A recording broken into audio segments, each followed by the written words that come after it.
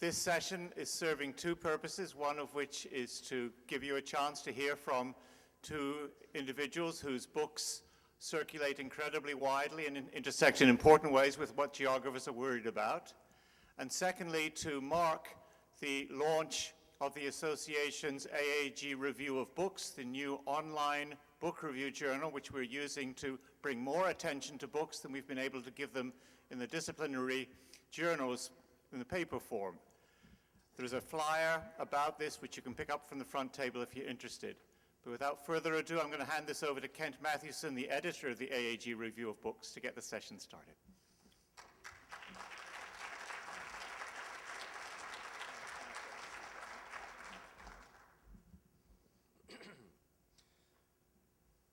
Good evening. To a room full of geographers, even of this size, renowned authors Diamond and Charles Mann should need little, if any, introduction.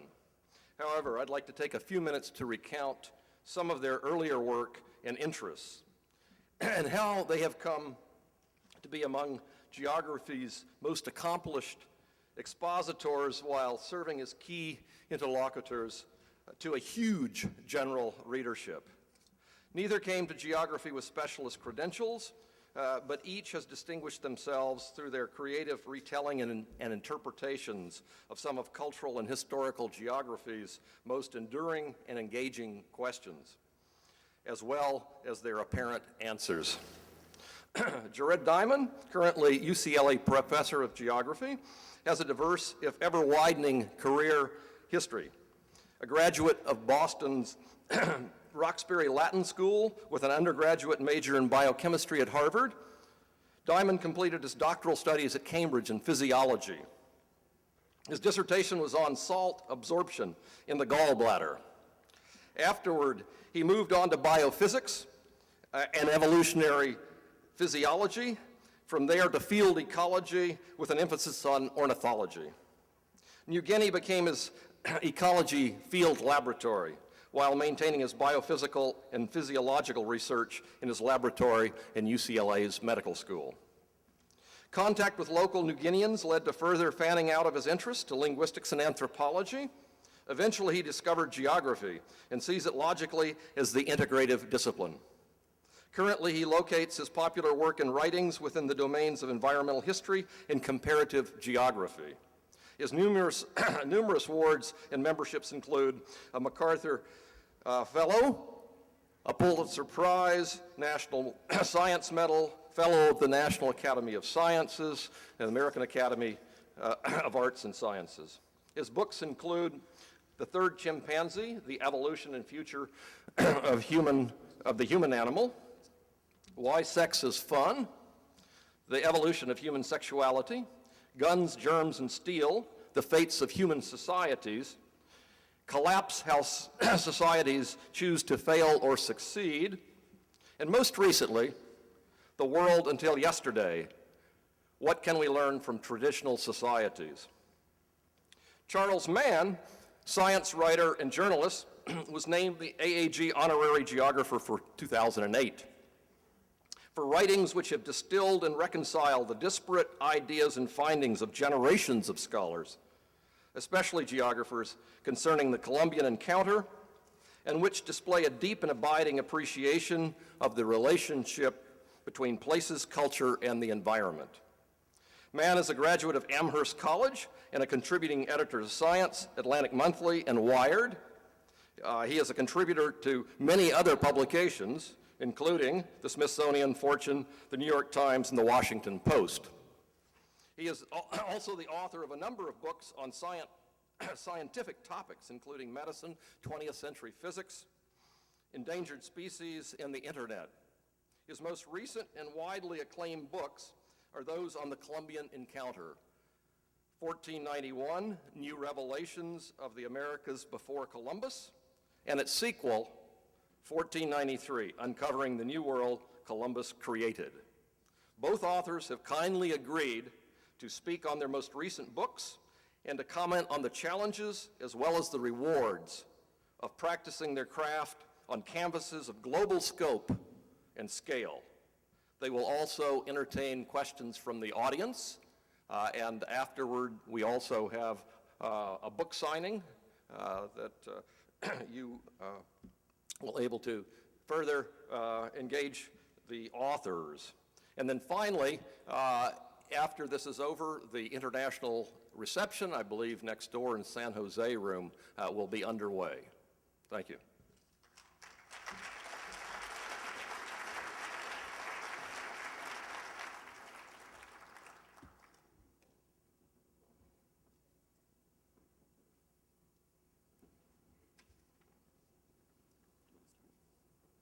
First of all, excuse me. First of all, I would like the authors to comment on their most recent books and how they came to write them. Thank you for coming. Can you hear me? Do I need to move this? Yeah. Is this better? As I understand it, I'm one of the people standing in between you and dinner, and or the drinks over there. So I obviously will have to either be quick or be good. I'm now quite nervous. Most recent book I wrote, actually, I have a very poor method. One of the things I'm constantly asked by academics is, how do you come up with your ideas? And when I tell them, they usually think, oh my God, I couldn't do that. And the reason is not because it's so far above them, it's because it's so inefficient and sort of poorly thought through. Some 20 years ago, more than that, perhaps I read Alfred Crosby's wonderful book, The Columbian Exchange. And I was completely fascinated by that. And it struck me, and I got to know him a little bit. And I would say to him, gee, Al, you should write an update to that, because his book had stimulated so much research. One of the things that's great about speaking to you guys is that this is an entire room full of people to whom I will not have to explain what the Columbian Exchange is. And so I would say, Al, you have to write more on this. You have to, because you have to update it. And finally, he got kind of annoyed by this. And he said to me, if you think it's such a good idea, why don't you do it? And of course, I took his offhand quip, his license, and I decided to do this. This was about 15 years ago. And I thought to myself, well, really, before describing what happened to the Americas as a result of this, I should have like a little introductory prologue about what the Americas were like before Columbus. And there's a lot of material there, and it rapidly became a chapter. And it was still pretty pathetic. And so I thought, well, I'll make it maybe like a section of the book. And pretty soon, I had to call my publisher and tell them that I had written a 350-page prologue. And maybe I could give them this other book instead. And one of the great things about my particular editor is a long period of being flaky like this has led him to be used to this. And he's, instead of reacting in horror, he said, why don't you just send it along? And so I published the wrong book first. And after that, it seemed to go pretty well. So he said, why don't you write that book you were thinking of? And so I began on that. Is this better? Okay.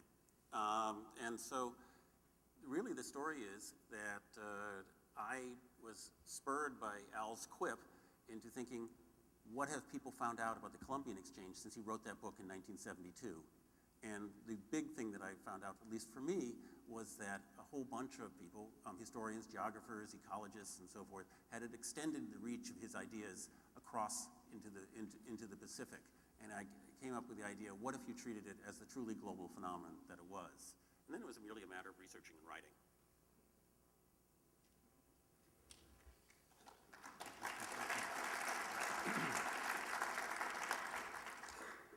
First, let me check if you'll be able to hear me okay in back.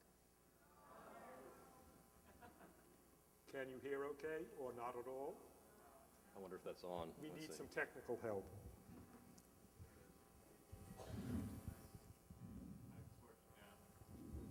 Testing, can you hear me now? Just needed to jiggle it. All right. I'd like to begin just by making a small correction in your introduction, and this is something that comes up frequently. People often quote my third book as having the title, Why Sex is Fun, period. In fact, the title of that book is Why Is Sex Fun? And it's an important distinction because after 167 pages, I was not able to come up with the answer. By that I mean that obviously in an immediate sense it's fun because it feels good, but there's the evolutionary question, why did humans evolve to practice sex, quotes, just for fun, that's to say at times that can't result in fertilization. So that's an important distinction. As for how I came to write my most recent book, The World Until Yesterday, each of my books has taken about 6 or 7 years, and each book is on whatever interests me most at the time that I finished my previous book. And after I finished my book, Collapse, I thought that I would write an autobiographical account of my experiences in New Guinea over the last 50 years. And when I mentioned it to my wonderful editor, Wendy Wolf, Wendy said, Jared, people are used to big books from you. They'll want more than an autobiography. Can't you expand this from an autobiography about New Guinea to something about the whole world? And so gradually, what was going to be a book about my perceptions of traditional small-scale societies in New Guinea, the societies that I've worked with, became basically a book in cultural geography, a book about small-scale traditional societies around the world and in the archaeological record, spiced with accounts of my experiences in New Guinea. The core of the book is then the accounts of 39 societies, traditional small-scale societies, hunter-gatherers, small-scale farmers and herders around the world. And my motivation for writing the book was partly the fascination of the subject material, the fascination that I find being with New Guineans, but also I've learned a lot from New Guineans. New Guineans do things differently from Americans. The way that New Guineans bring up their children influenced my wife and me in how we brought up our own children. The way that New Guineans approach old age certainly has influenced me as that phase of life gets closer. And perhaps most of all, the approach that New Guineans take towards danger has greatly influenced my attitudes towards danger. New Guineans, if you make a mistake in New Guinea, if you sprain your ankle, there's not 911, there are not doctors, you can't repair your mistakes. So New Guineans practice what I think of as constructive paranoia, that's to say they're ultra careful. And from them I've learned to be ultra careful and to try to think clearly about what are the real dangers in life. For example, I realize that for us Americans, the real dangers are not terrorists and airplane crashes. Particularly as one gets older, just read the obituary columns and you'll see that the real dangers in life are slipping in the shower, slipping on the sidewalk, or falling off a stepladder. And so today I've already done the most dangerous thing I'll do all day, namely I took a shower, but I'm very careful when I take a shower. That's something that I learned from New Guineans. So that's my most recent book, The World Until Yesterday. And this is a series of questions that the authors drafted, so we'll follow these, and then, of course, there'll be, I'm sure, many questions from the audience. First of all, was the conquest of the New World inevitable? Could the outcome have been significantly different? A person came up to me and informed me that some people in this audience had actually misled me and told me that they could hear me when they could not. Is this now audible? And is the person in the back who came up to me and told me this satisfied? There's an ominous silence. Well, this is as they good can't hear you. Yeah, they can't hear me. Right. This is as good as you're going to get. Now, one of the things that as I wrote these books, it really struck me that I had not been taught when I was in school what a turning point, what a pivot in history 1492 was. The collision of these two largely separate worlds that had been kept apart for tens of millions of years. And as I was thinking about it, in this sort of science fictional way, I wondered, could the outcome have been any different? Is there some way that the societies here could have emerged intact or much more intact than they did from this encounter. And so as I talked to researchers about this, I would inevitably ask this question: is there a way that they could have, could they have survived? Could they have done better? And I was possibly the answer that really struck home most was by a guy named Francis Black, who's an expert on epidemic diseases and that sort of thing. And he said, well, let's try to imagine how we would have protected the Americas from the diseases in Europe, Asia, and Africa. And given the fact that people in these parts of the world had very few epidemic-type diseases, very few bacterial and viral diseases, they were unfamiliar with the concept of isolation. And this is, Europeans knew that when somebody had smallpox, they had to be left alone, or when somebody had the plague, you wanted to stay away from them. This was completely unfamiliar to people in the Americas. And so what you would have had to do was first somehow inculcate this idea and then apply it to an entire continent, to the Americas. There would have simply had to have been a barrier, and you would have somehow had to gradually bleed across these diseases over a period of decades until people could have built up the immunities. And he said, I just don't imagine how that could be, particularly given that none of the peoples in the Americas, Europe, Asia, or Africa had the modern concept of diseases. None of them had the germ theory of diseases, and so consequently the idea that a disease could even be prevented was simply not part of their vocabulary, except in the kind of rough and ready practical sense that there are places where you could get in the miasmas, and you shouldn't go there because it was dangerous.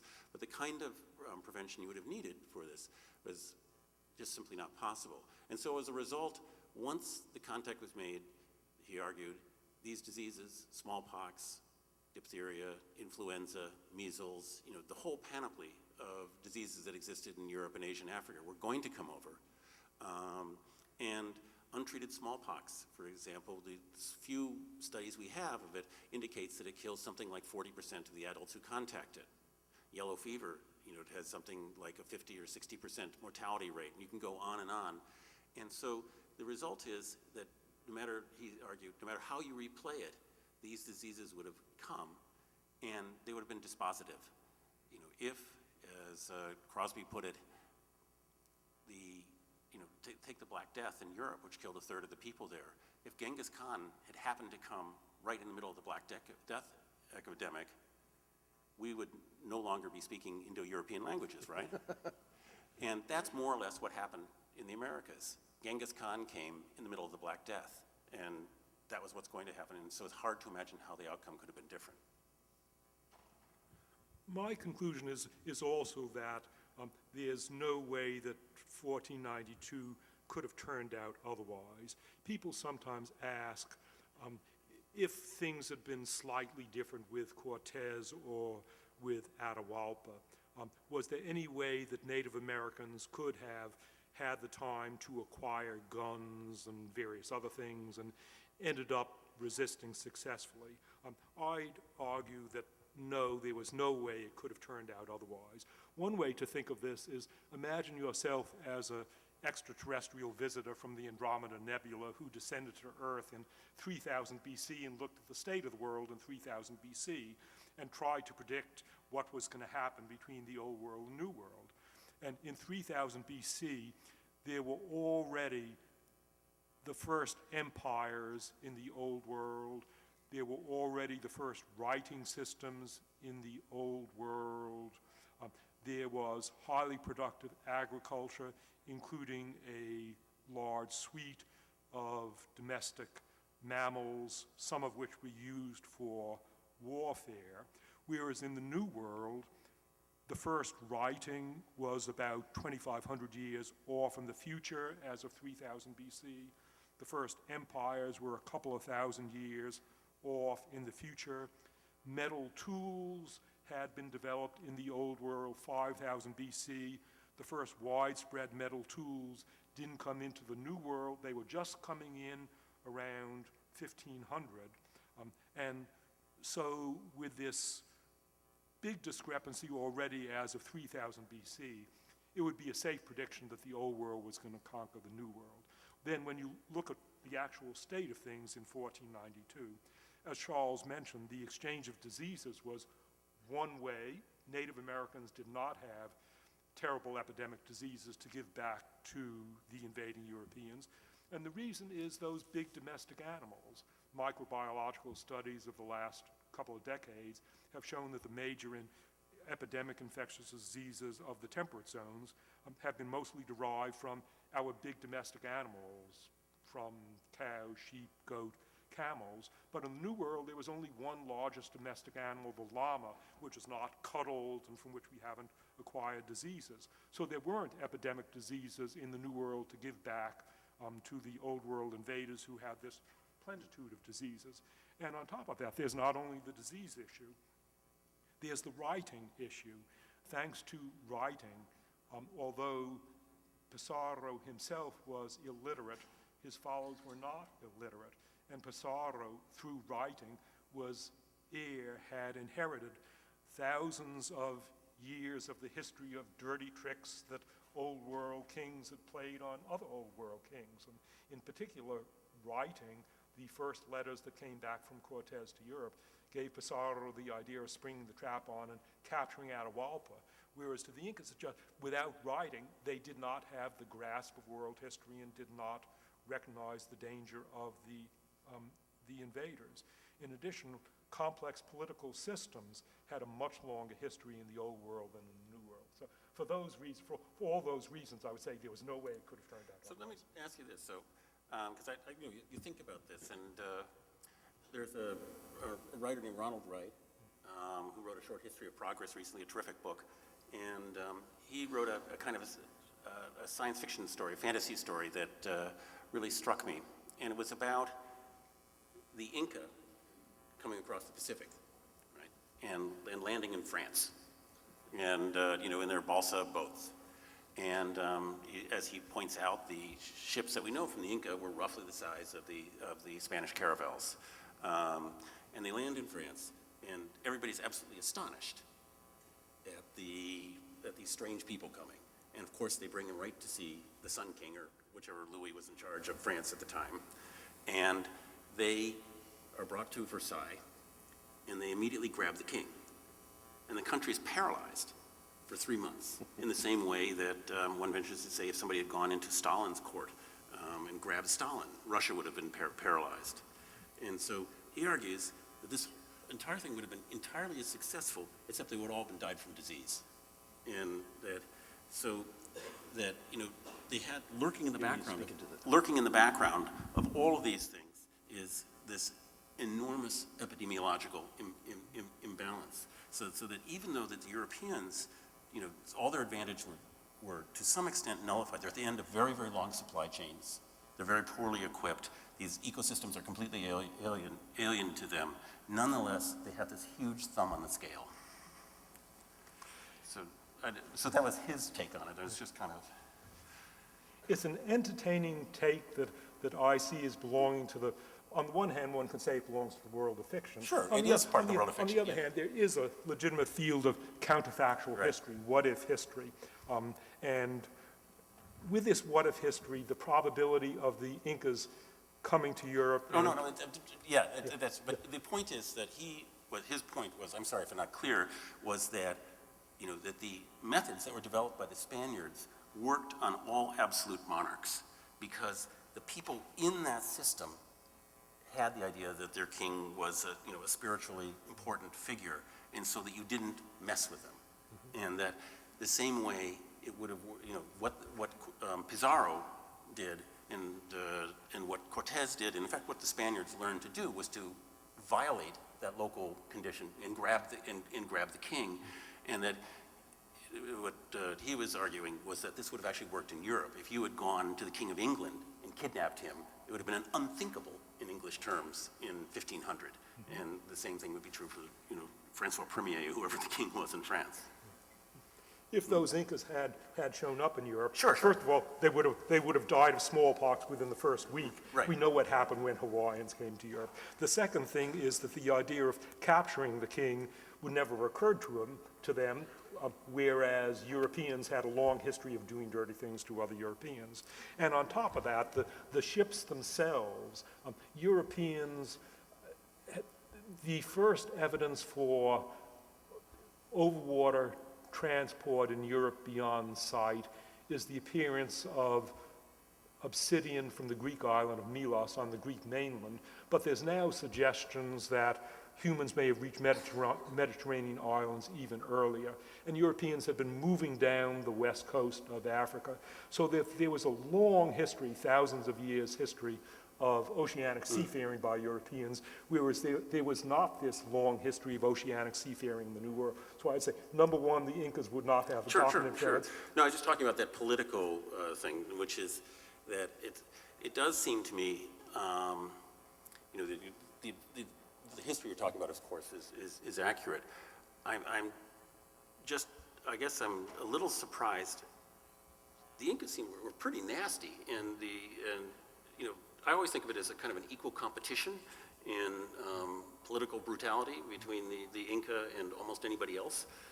And so it seems to me the Inca were perfectly capable of that part of it. Yeah.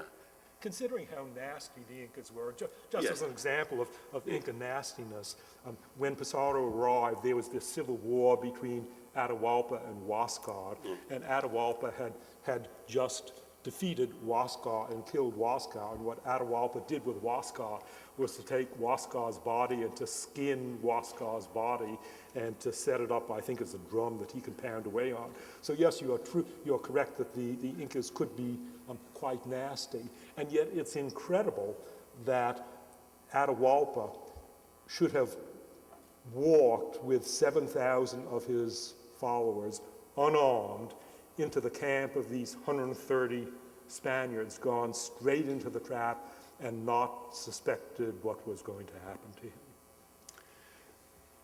Okay. We'll move on here to the next question. And we've been dealing with counterfactuals here, historical counterfactuals. Some in the audience might think that this question also raises the questions of counterfactualism. Is environmental determinism a useful idea? Well, this is actually, Jared and I talked about this, and he said, and we were trying to come up with questions. And I think you brought this up and said that he had some really strong ideas about this. And so I'm actually would very much like to hear what you have to say. I will start, You go first. Yeah. I will start off with my passionate views about environmental determinism, which I often hear. I hope I didn't miss, I think that's what you said, right? Yeah. Yeah, okay, good. Exactly. I often hear it in the words geographic determinism. And the form in which I hear geographic determinism is as follows. I or someone else makes some geographic argument, and somebody comes back and says, that's geographic determinism. And they either then say explicitly, and we know that that's wrong and it's racist and was tried in 1910, and we know that it failed, and therefore, if you make geographic arguments today, we know that that was attempted. This happens in serious circles. For example, I transmitted to the Proceedings of the National Academy of Sciences a good paper by a couple of economists arguing that geography plays a role in the wealth of nations today, which is a modest proposition that can be defended. And the reviewer for PNAS came back and said, this is the geographic fallacy, and we all know that's wrong. So what's the deal on geographic determinism? The reality is that geography obviously affects our behavior. If you're standing near the North Pole and you try to do it without clothes, or if you try to grow tomatoes near the North Pole, you're not going to succeed, and the reasons are geography. Geography really determines the failure of agriculture and the need for clothing at the North Pole. At the opposite extreme, there are areas where geography has influence, but we can deal with the influence. For example, people in fragile environments make decisions. Parts of the United States are fragile, and Americans can decide whether they're going to take precautions or mess up their environment. So the effect of geography or of the environment I see is running a spectrum from determining to leaving a room for choice. I know by experience nowadays, though, that when I hear someone say geographic determinism, I'm about to hear a waste of time. So you're saying, just if I can understand, that geography has an influence.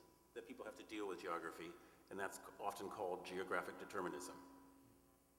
I would say that geography has influences which either can be determining, and that is geographic determinism, and it's absolutely justified. It's geographically determined that you cannot stand for long at the North Pole in your t-shirt. And in the other cases, geography has influences, but we can get around those influences. So what do you think? So I guess I would, what is the difference between geographic determinism and environmental determinism? Is geographic determinism a subspecies? Geographic determinism is a curse word that I hear more often. Oh, I see. It may be a subcategory of environmental determinism. It seems to me that that environment and geography are clearly things that people have to face in their lives. I mean, if you're in a cold area, you have to put on warm clothes. You know, if you're going to, so it's deterministic in the sense that it forces you to do something, but it doesn't, if you want to survive, but it doesn't necessarily dictate the course of what it is. You can survive in the cold area. I mean, this is sort of it's a usefully silly example, by constructing a warm house around you, and then you can wear that t-shirt, right? Or you can put on a nice warm parka, or I don't know, you can get some heat lamps, and so there's a variety of strategies that you have, but you have to deal with it. And so the determinism is the need for a response. It doesn't dictate the response. Is that what you mean? Let me come back with a less trivial example than the need to wear more than t-shirts, Right. need to wear parkas at the North Pole. You and I are both interested in the outcome of the collision between the New World and Old World, and we're interested in other collisions. The Old World also collided with Sub-Saharan Africa and collided with Australia. Well, when Europeans came to Australia, Europeans already had inherited 10,000 years of agriculture with the consequences of agriculture that included metal tools and empires and writing. Could that have turned out any other way? Is there any way that Aboriginal Australians, as of 1788, could have become farmers? And this, by 1788, and this, I would say, is a more interesting example of geographic determinism. We know a lot about how people become farmers. They domesticate wild plants and animals, and we know that the vast majority of wild plants don't lend themselves to domestication. Even after experienced European farmers came to Australia, there was only one thing they found to domesticate, macadamia nuts, but you cannot found a civilization based on macadamia nuts alone. So given the realities of the Australian fauna and flora, there was no way that native Australians could have become farmers by 1788. And if you want to call that environmental determinism, yes it is, but I'd say that's valid environmental determinism. I don't know enough about Australia to do it, so I will accept. So in a case where you're living on a big island and the only domesticable crop is macadamia nuts, it's very, very hard to have a full-fledged agriculture. You have to get them from someplace else. Right.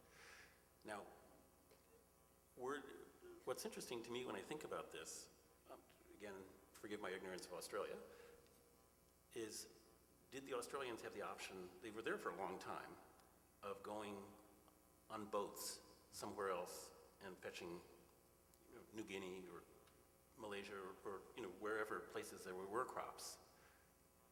Was that an option? There we have interesting questions that both you and I were starting to talk about last night about the issue of boats. Yes. So could the Aboriginal Australians have We know they got there by boat, right? I'm sorry? We know they got there by boat.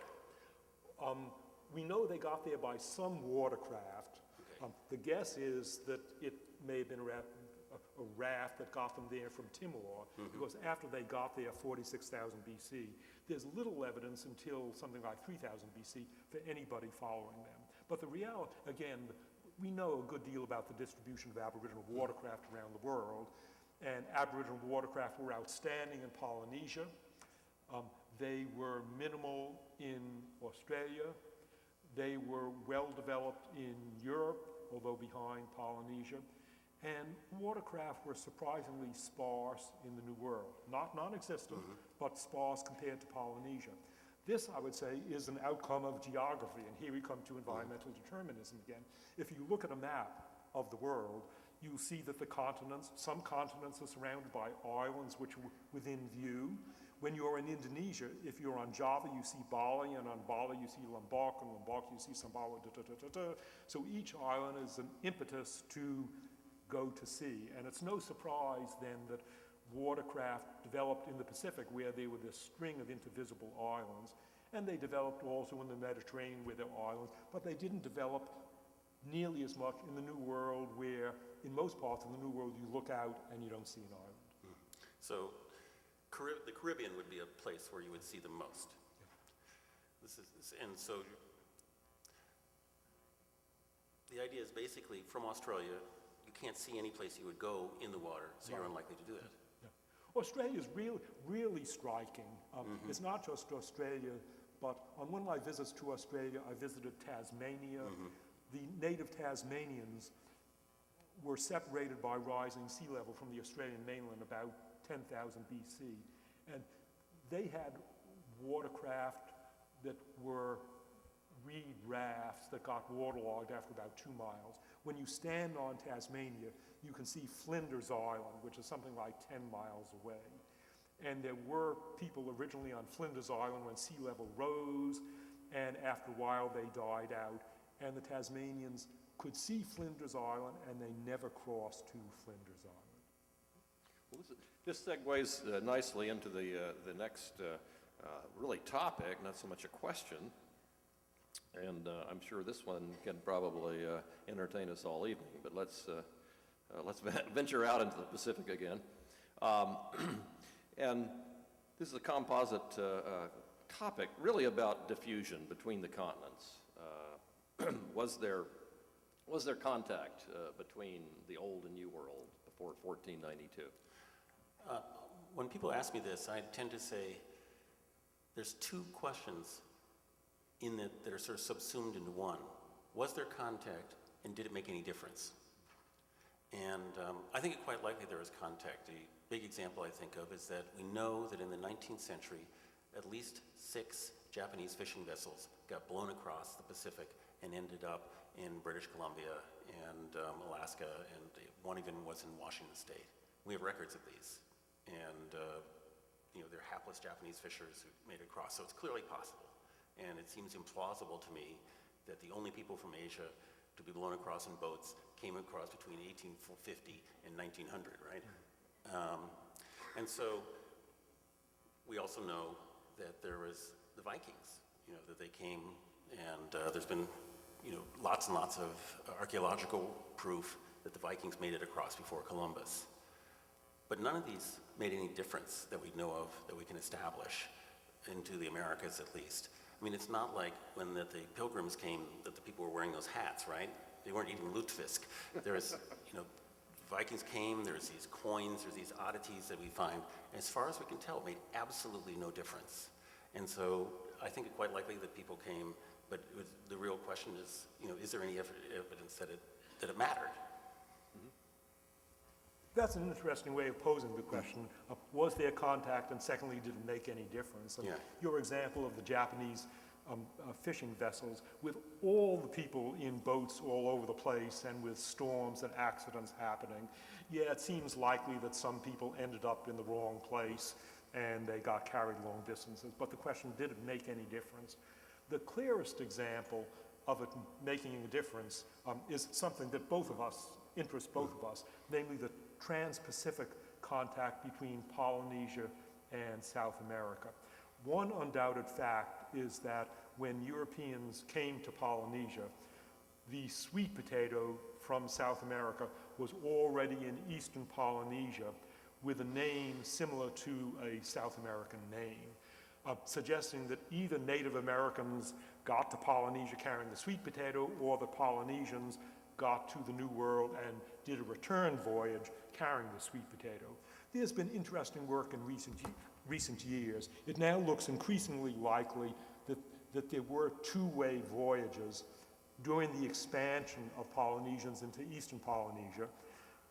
As you say with those Japanese fishing boats, when some Polynesians discovered Easter Island, there would have been other Polynesians who overshot Easter Island. And given the watercraft of the Polynesians, It's not surprising that they would have ended up in South America. It slightly boggles the imagination that they land on the coast of South America and that the people in South America are nice to the strangers and give them sweet potatoes and tell them the name and let them go off into the sunset. But it apparently, there's now recent work suggesting not only that the sweet potato got from South America to Polynesia, but there's recent work that had been controversial that the chicken got from Polynesia to South America. There was a paper in PNAS a couple of years ago which got contested, but now the evidence is stronger. And so this is a case where it made a difference. But how big a difference did it make that the sweet potato got to eastern Polynesia? Okay, so there were more Polynesians, but it didn't turn upside down the course of world history. The part that really boggles the mind is, we read the accounts of the Spanish galleons who went across the Pacific, and people would routinely get scurvy. They're horrible voyages. And so the amazing thing is they went back. I mean, to me, having gone through it once, to go back, it's just, these people were gluttons for punishment, is all I can figure out. And that they brought this sweet potato with them. The whole thing is just nuts. And, and so at that point you start thinking, well, maybe that flower got blown across and the seed or something like that. But no, it's clear, it made it across somehow. And the most likely explanation is that people did it, really crazy people. And that we have to accept that, the world has millions of people in it, and some of them are nutty enough to do such things. In addition, in Polynesia, at the time that Captain Cook went to Polynesia, he encountered this fellow, I think his name was Tupai on Tahiti, who told one of Captain Cook's associates, described for Captain Cook's associates about 70 islands all around the Pacific and marked their directions. And these 70 islands, they're identified islands, they're up to thousands of miles away. There's now increasing evidence for long-distance trade. I was just with Marshall Weissler at University of Queensland. He was telling me that there is now a stone axe that can be sourced to Hawaii that is turned up on the Tuamotu Islands. It had been known for some time that there's obsidian from Talisea quarry north of New Guinea. Talisea obsidian has gotten thousands of miles east to Fiji and has gotten 4,000 miles west to Borneo. So crazy as it seems, stuff did go a long way. We may come back to this from questions from the audience. We'll fast forward to the present, and I know in Charles is 1493. He looks at this in the past, but I wonder if you could comment on China's environmental problems today. Well, the segue here is that, and this is my own venture into environmental determinism. For this book, I went to China quite a bit. I've been to 24 provinces there, and spent weeks and weeks there. And things are environmentally just astonishingly screwed up. And I'll give you a couple of examples. In recent years, there was a World's Fair in Shanghai, and they moved all the heavy industry outside from the periphery of Shanghai further up the river, up the Yangtze River, and into these cities that are 100 miles, 150 miles upriver. And they drained so much water from these cities that the level of the ground dropped in a matter of a few years, 30, 40 centimeters, and all the buildings are all like this because of this. And then there's graffiti all over the walls. The graffiti has cell phone numbers, and what the cell phone numbers are telling you is because people's wells have dried, these are wildcat well diggers who will dig you a new well, illegal well, further into the aquifer that is they're draining for the factories. And you go to these places and find people who are sort of in the last shack that was about to be pushed off, and without water. And you see this again and again and again. Another one is I went to Diamond, which is in Southwest, and I was with a friend, and he had a Chinese friend who was an Amway salesman, and we went on their Amway rounds, and he went into this small village upriver, and they had just had all their water become polluted, And a French water company named Veolia had come in and installed water for them, and they were paying a quarter of their income for water, which is a lot. And they said, "You want to see what's happened?" And they took us out in a boat, and they said, "There's a, I think it was the brother-in-law of the provincial governor or something, had put a pulp and paper mill up this little tributary of the Leo." And they kept saying as we were going upriver, "It's black like soy sauce. The water is black like soy sauce." And this was not an exaggeration. This water came out and it was black like soy sauce. It was like an entire river of soy sauce pouring into the Leojo.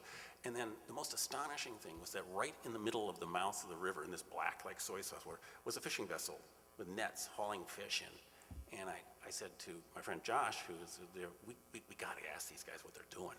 And so we pull up, and the guy said, and they say, "What are you doing?" And he said, "Oh, don't worry, we sell it 100 miles away. Nobody has any idea. We're okay." And you have enough of these things, and you begin to worry about the environment in China.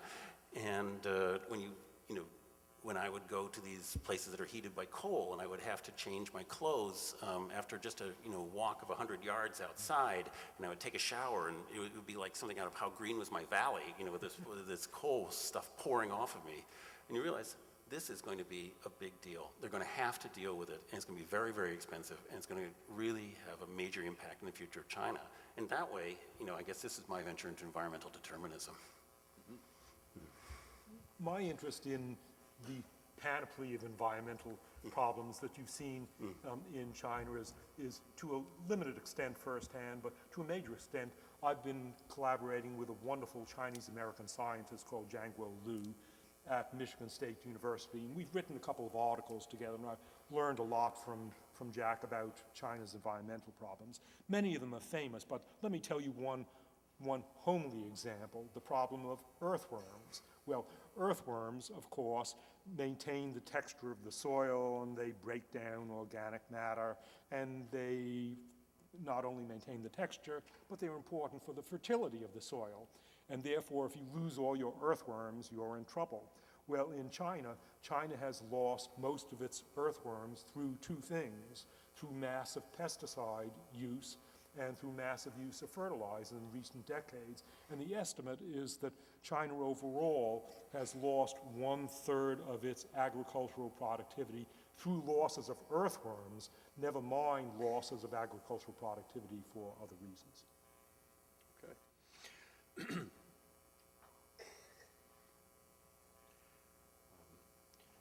I believe this is also a diffusionary question here. Dealing with the replacement of agricultural systems. In fact, you may need to. All right. Both of us are interested. Charles, why don't you start off with your favorite example of U.S. Southeast? Well, one of the things that I was fascinated by, again, is this idea that it didn't have to come out this way. And where I live in the New England, there was and in much of the East Coast of the United States, there was a previous agricultural system to the trinity of maize, beans, and squash, and that's called the Eastern Agricultural Complex. A guy at the Smithsonian named Smith has written a whole lot about this. And many of the weeds that are, in fact, in my yards and my farmer neighbors' yards are former food crop plants.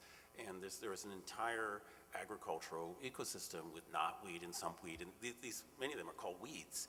And in fact, at the University of Massachusetts, which is the land-grant university in my town, they actually have brochures on how you can get rid of them, and they are native food plants. And one of the reasons that they're all over is because native people used them for centuries upon centuries. And this whole complex of basically small-seeded crops is almost completely vanished overnight when corn came in, which in my area was about 1100 AD. And it's a striking example to me of innovation, of how people can have this system which presumably was embedded in their cultural ideas, which was part of their daily life in the most immediate and direct possible way. And it changed overnight when a new innovation came in, a new crop came in. I find that example of crop replacement in the U.S. East, I also find it fascinating. So when the Mexican trinity of corn, squash, and beans came in, there had already been indigenous agriculture in the U.S. Southeast. But you would be forgiven if none of you could come up with the names of the original cultivars from the U.S. Southeast. They were things like sumpweed and maypop and little barley. All of these native domesticates of the U.S. Southeast were discarded when much more productive corn, squash, beans arrived, with one exception, and that's the sunflower. Sunflower, probably a domesticate, though there's some debate, in the U.S. Southeast. So here's a case. It's also interesting because it illustrates, again, the theme of environmental determinism that we were talking about. Why was it not the case, given that the U.S. Southeast eventually developed the largest towns in the United States, Cahokia outside St. Louis, Mississippian mound builder civilization, but it was fed by and fueled by the arrival of the Mexican trinity of corn, squash, and beans around 81,000. So it's clear that the subsistence of Native Americans in the eastern United States was limited by their crops, and that they themselves discarded their crops except for sunflower when corn, squash, and beans came in. The other example, close to my own interest, is in New Guinea, where there was again indigenous agriculture beginning a long time ago, 7,000, something like 7,000 years ago or 7,000 BC. Domestication began in New Guinea, and New Guineans domesticated taro, New Guinea varieties of bananas, and about 7 or 8 plants, other plants including sugarcane. They did not domesticate any animals. Pigs and chickens came into New Guinea through Indonesia from China. And New Guinea agriculture sufficed to get people settled down in villages, but it did not suffice to found kingdoms and to found metal and to found writing. But in New Guinea, just as you experienced in the eastern United States, about roughly 400 years ago, the sweet potato got into New Guinea, apparently not across the Pacific, but Europeans coming to South America picked up sweet potatoes very quickly, carried them into Asia, into the Philippines, and the sweet potato reached New Guinea about 400 years ago. And it produced what in New Guinea archaeology is called the sweet potato revolution. Namely, sweet potato can be grown to higher elevations than can taro, and it's considerably more productive. So the arrival of the sweet potato, the addition to this agricultural system, produced a recent population explosion in the highlands of New Guinea. This kind of thing happened all over the world. I mean, the potato coming to, and maize, corn in Europe also had these enormous impacts. And so it's complicated to discuss it because it isn't simply the case that you get more potatoes, more Europeans. But it is true that I think Fernand Braudel, the great French historian, was the first to really elucidate this. Europe's population sort of stumbles along at roughly the same level. There's a big dip when there's you have the Black Death. Then these American crops come in, and suddenly these countries become much more stable. Beforehand, if you read like a Daniel Defoe novel, there's always the mob, it's M-O-B-B, of hungry people, and there's armed people around granaries, and this whole kind of thing. It all stops, in the 18th century, late 17th century, as these American crops come in, and then Europe then not only is able to feed itself, the country is more stable, but they then do what apparently governments of that sort like to do, is they go out and look out for other countries to conquer. And so I think it was McNeill said that potato is the fuel that made European empires possible. But it doesn't mean that the potato at the same time caused this. People have agency. They have the ability to make their decisions. It just seems to be often the case they always make the same decision, which is to go out and conquer other people. Yep. I'd like to add to that 2 delicious examples. One is the African example, because African agriculture got transformed in at least 3 stages by things that came in from the outside. There was indigenous agriculture with indigenous domestication that developed in at least 3 places in Africa: tropical West Africa, the Sahel, and Ethiopia. But the livestock of Africa, other than the Sahel cattle, the livestock came in from the north, from the Fertile Crescent, moved slowly down the long north-south axis of Africa. They didn't reach the Cape of Africa until about 2,000 years ago, and the arrival of sheep, goats, and cattle at the Cape then triggered some sand people becoming herders. A second stage was the arrival of Asian bananas and yams in Africa. We are not sure of the details, but it is something to do with Indian Ocean trade. And then a more recent example is the arrival of cassava from the New World. But the other delicious example that I want to give, since you mentioned potatoes, in New Zealand, when Europeans arrived in New Zealand, the Maoris were already fighting with each other, and they conducted short-distance raids, but the Maoris on European contact were not raiding Maoris hundreds of miles away. And the problem was that the Maori agriculture was not productive enough to be able to produce enough crops to send Maoris 1,000 miles to go kill another batch of Maoris. Well, in comes the European potato. And the European potato is considerably more productive than the sweet potato. So the arrival of the European potato within 10 years, plus the arrival of muskets, meant that Maoris now were able to travel not 50 miles, but 1,000 miles to attack other Maoris. And there was a decade, I think the 1830s, in New Zealand called the Musket Wars, when Maoris carried out these long-distance raids that were made possible by the arrival of the potatoes. So you're saying the Maori and the Europeans were similar in this way, that but instead of a decade in Europe, it was the colonial era and lasted about 200 years when they conducted these kind of long-distance raids. Yeah. Right.